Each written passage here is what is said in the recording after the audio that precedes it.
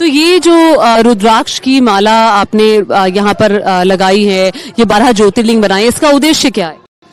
वंदे देव उमापतिम स्वर्गुरुम वंदे जगत कारणम वंदे पन्नग भूषण मृगधरम वंदे पशूनाम पतिम वंदे सूर्याङ्ग वंदे नयनम वंदे मुकुंद प्रियम वंदे वंदे शिवम शंकरम। भगवान देवाधिदेव आदिदेव महादेव का मैंने आह्वान किया है।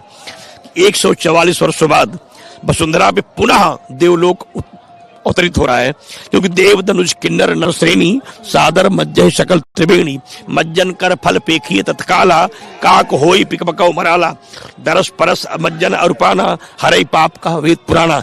इस समय पूरा तीर्थ देवता मतलब महाकुंभ में आज पौष पूर्णिमा है, मध्यरात्रि में देवागमन हो जाता है।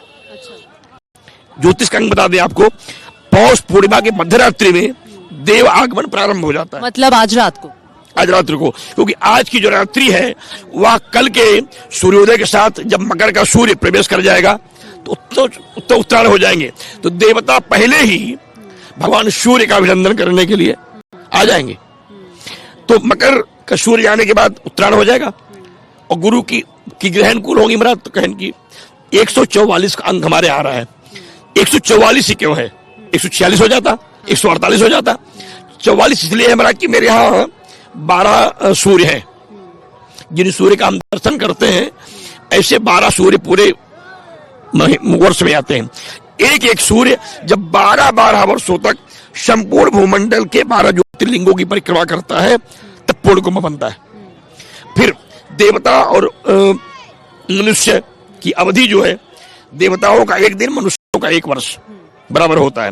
जब युद्ध हुआ, धर्म युद्ध हुआ अमृत को लेकर के, तो 12 दिन चला। तो जब 12 दिन युद्ध चला तो 12 दिन 12 वर्षों के रूप में परिणित हो गया। दूसरी स्थिति हमारे यहाँ कि मेरे यहाँ जो ग्रहों का काल चक्र है, ग्रहों के काल चक्र में गणेश का बहुत महत्व है। तो मेरे यहाँ 12 गणेश है और 12 गणेश जो है 12 वर्षों तक भगवान शिव की ध्यान साधना करते हैं। तो 12 को जब 12 से आप गुणा करेंगे तो उसकी संख्या 144 होगी। अब आप 144 का अंक देखिए, 4 4 8 8 1 9, जो 9 की संख्या है वो मेरे यहाँ 9 निधियों की संख्या है। 9 निधि की जो संख्या होती है वो समस्त प्रकार की कामनाओं की पूर्ति कर देती है। 9 निधि हमारे यहाँ है, 9 निधि, इसलिए हमारे यहाँ कुंभ में 9 निधियां प्राप्त करने के लिए भी स्थिति में है। अब जब 9 निधियों को हम प्राप्त करते हैं तो एक विषय पैदा होता है कि अगर मान लीजिए हम 4 को अलग कर दें, 4 और 1 को अलग कर दें, तो 4 अर्थ धर्म काम मोक्ष, 4 अंक हो गया। पूरा पश्चिम उत्तर दक्षिण 4 दिशाएं हो गई। फिर एक परमात्मा अर्थात अर्थ धर्म काम मोक्ष को देने वाला और चारों दिशाओं की रक्षा करने वाला केवल एक ही परमात्मा है। मैं बहुत आसान भाषा में अगर आपसे पूछूं, क्योंकि हमारे भी जो व्यूअर्स हैं देश के बाहर भी बैठे हुए हैं और देश के अलग अलग हिस्सों में जो आ नहीं पा रहे हैं, और मकर संक्रांति के महत्व को तो आपने समझा दिया, तो वो घर पर बैठ के ऐसा क्या करें कि जो कुंभ नहीं आ पा रहा है वो क्या करें? या क्या प्रश्न है।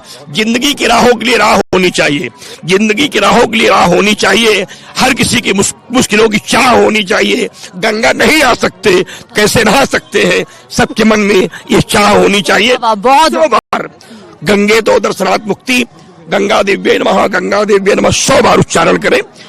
पानी साथ में रखें अपने पास में, जल को पास में रख करके और जल में हाथ को डालें, 100 बार गंगा का स्मरण करें और उसका 3 बार पान कर लें। गंगा स्नान का पूरा फल प्राप्त हो जाएगा। यदि जल भी नहीं है, उस सीमा पे ड्यूटी कर रहे हैं, तो जहां खड़े हो पूरब उत्तर या ईशान कोण में खड़े हो जाएं। वहां खड़े होके शिवहर गंगा का स्मरण कर ले 27 बार, तब भी गंगा स्नान का फल प्राप्त हो जाएगा। यदि यह भी संभव नहीं है तो फिर केवल वो एक काम करें, जहां खड़े हो इस अनामिका अंगुली को ऐसी स्थिति में स्पर्श करें और उससे गंगा लिख दे, लिख करके उसको स्मरण कर ले, गंगा स्नान का पूर्ण। गंगा लिखने मात्र से आपको फलों की प्राप्ति हो जाए। लिखा है शास्त्र में, गंगा स्मरण मात्रेण गंगा फलम लभेत। गंगा स्मरण मात्र से ही गंगा स्नान का फल प्राप्त हो जाता है। और अगर आपने लिख दिया तो पूर्ण फल प्राप्त हो जाएगा। इसलिए कि गंगा जब वसुंधरा भी आई है, भागीरथी गंगा है इसलिए लिखना पड़ेगा।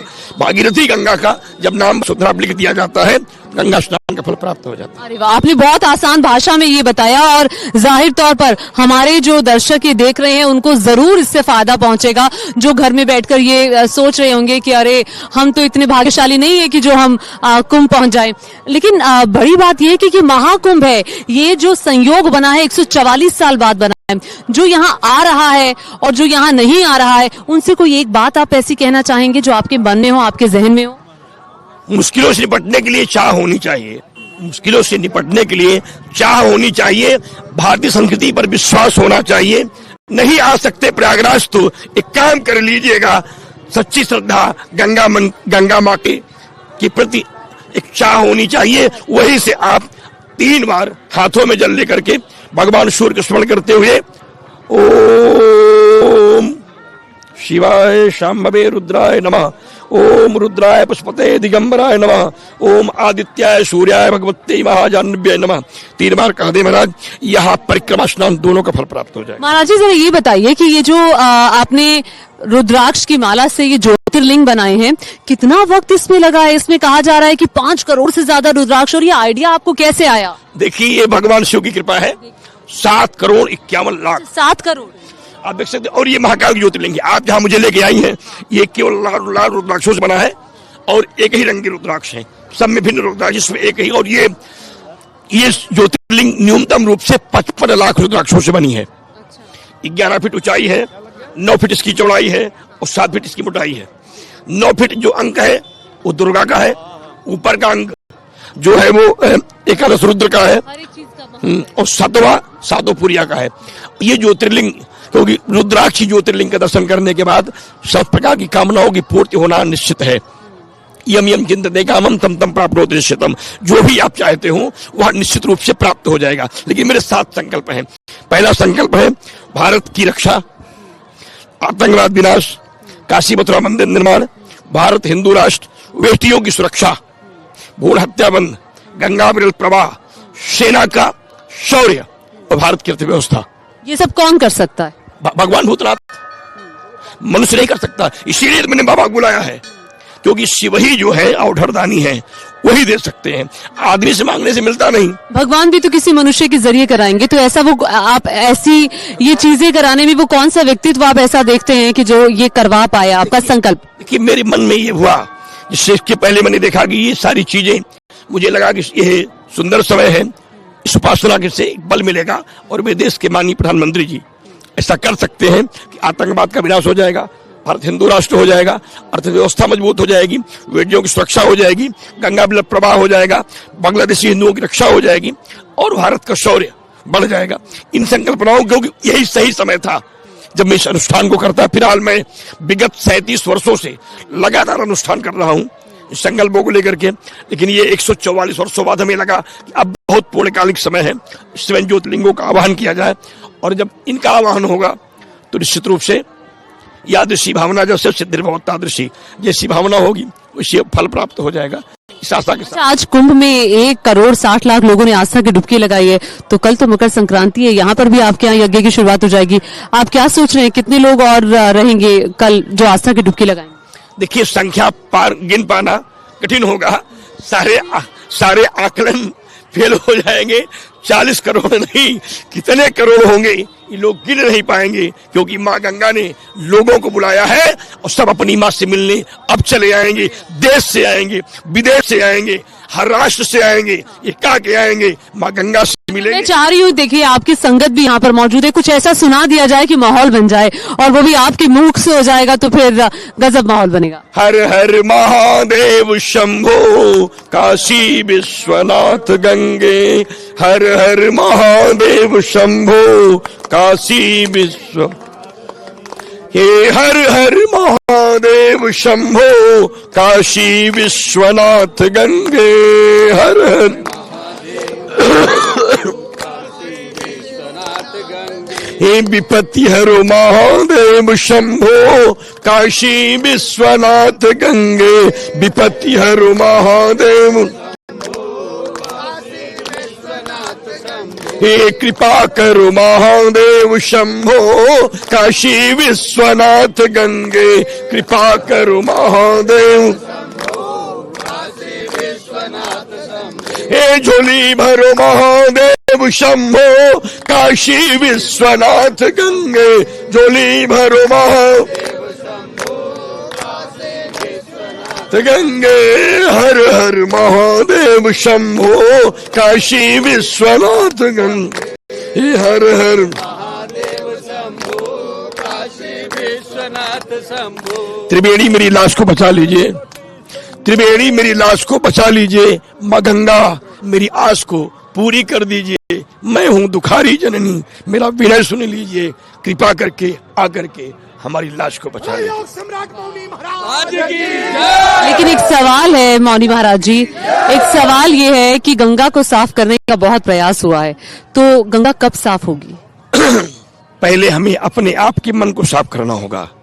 केवल गंगा को साफ करने की इच्छा करने से गंगा साफ नहीं होगी। जब तक यहाँ के श्रद्धालु 5 प्रतिज्ञा नहीं करेंगे, गंगा नदी नहीं गंगा देवी है, गंगा जल नहीं गंगा अमृत है, गंगा मल धोने के लिए नहीं मन धोने के लिए है, और गंगा को केवल हम स्नान ना करें, गंगा को पान करें। अगर ये संकल्प मेरे मन में आ गया तो गंगा निर्मल हो जाएंगी। लेकिन मुझे संकल्प लेना होगा कि आज के बाद हम सभी लोग माँ गंगा को निर्मल बनाने के लिए स्नान करके स्नान करेंगे। कल के लिए भी संगीत है आपके चैनल पे, बिना स्नान के हम गंगा स्नान ना करें,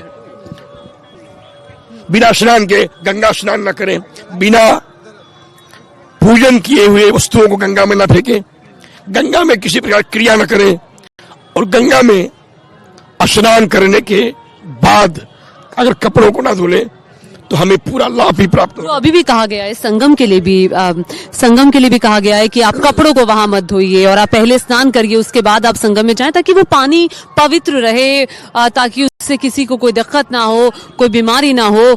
तो ये जो यहाँ मौजूद लोग हैं, आप उनको भी ये संदेश देंगे? देखिए, मैं इन लोगों से नहीं पूरे देश से कहूंगा, बिना गंगा को स्नान किए स्नान करेंगे अपराध हो जाएगा, पाप हो जाएगा। पुण्य करने आए हैं तो दोष हो जाएगा। स्नान कीजिए, पूजा कीजिए, फिर गंगा नहाइए, गंगा जल पान कीजिए। नहीं करेंगे गंगा फल नहीं प्राप्त होगा। बहुत शुक्रिया।